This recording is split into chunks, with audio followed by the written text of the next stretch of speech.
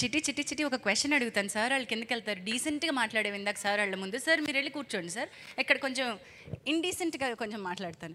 ఇక్కడ మోహన్ బాబు గారు ఉన్నారు. భయపడకుండా నన్ను చూసి మాట్లాడవా సార్? మీరేమనుకోకండి సార్. ఇటు ఇటు మాట్లాడమంటున్నా. మీ ఫ్రెండా సార్? అందుకని అయితే ఓకే మాట్లాడు, ధైర్యంగా అటు తిరిగి మాట్లాడు.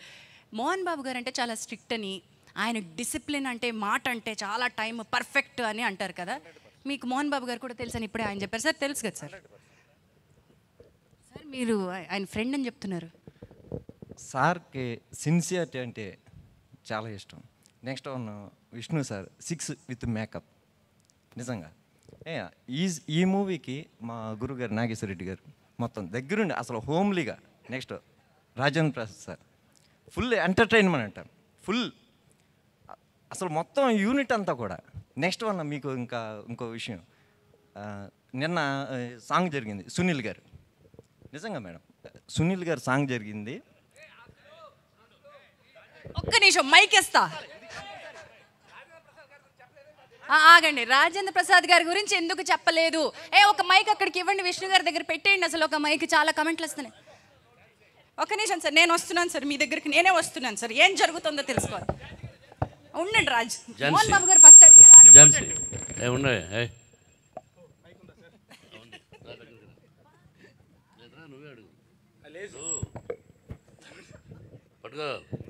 సీనియర్ నటుడు నిజంగానే అతను యాజ్ ఎ హీరోగా సిల్వర్ జూబ్లీలు, గోల్డెన్ జూబ్లీలు చేశాడు రాజేంద్ర ప్రసాద్.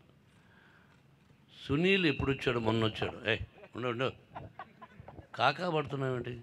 ముందు పెద్దవాళ్ళ గురించి నన్ను గురించి మాట్లాడాల్సిన అవసరం లేదు, ఎందుకంటే మధ్యన ఫ్రెండ్స్. నేను ఇప్పుడు ఫీల్ అవ్వలేదు. ఈ సినిమాలో యాక్ట్ చేసిన రాజేంద్ర ప్రసాద్ ఏమండి, రాజేంద్ర ప్రసాద్ గారితో నాకు ఫస్ట్ అనుభవమా రెండో అనుభవం అని చెప్పాలి. కానీ సునీల్ ఏంటి సినిమా ఇస్తానాడా? తప్పు, కరెక్ట్గా మాట్లాడు.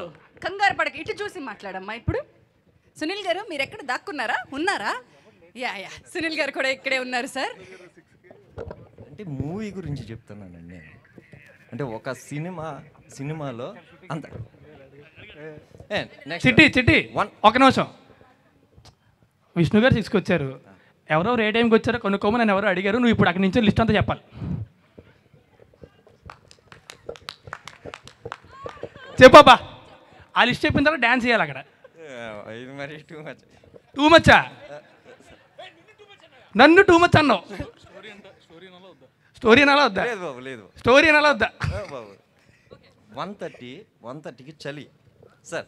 1:30 మధ్యాహ్నం 1:30 సార్ అడిగింది. నేను చెప్తుంది ఏంటో, నైట్ 1:30కి 15 feet నిజంగా నిచ్చిన మొత్తం. నేను ఛాలెంజ్ అనమాట.